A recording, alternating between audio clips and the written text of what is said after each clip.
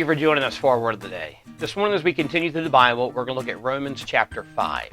In Romans 5, Paul begins to address both the Jew and the Gentile believers and the Church of Rome about some of the suffering that they're enduring, some of the persecution, because they're struggling with a loving God allowing suffering. And listen to what he says starting in verse 3.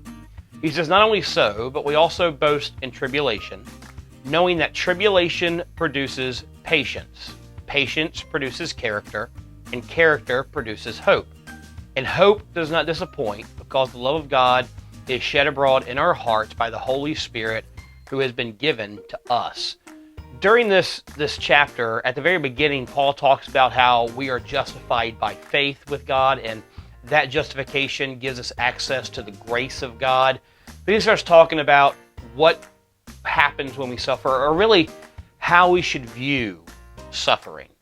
And he says that we rejoice in our tribulation. We rejoice in our suffering because it brings us closer to God.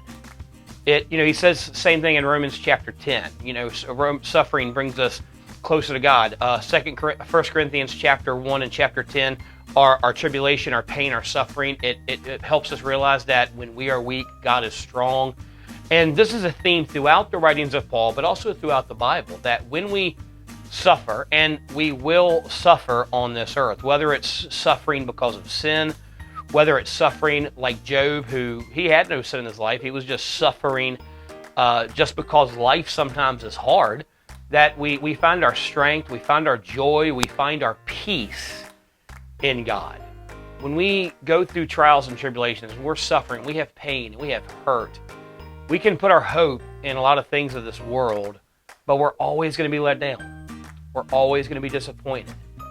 When we put our faith and our trust in God during tribulation, during hurt, during pain, we're never disappointed. We're never let down. Instead, we receive the grace of God. We learn more about God's love, and we are eager to share that love with other people. Thanks so much for joining us for our Word of the Day. Be sure to be back here tomorrow as we continue through the Scriptures. Have a blessed day.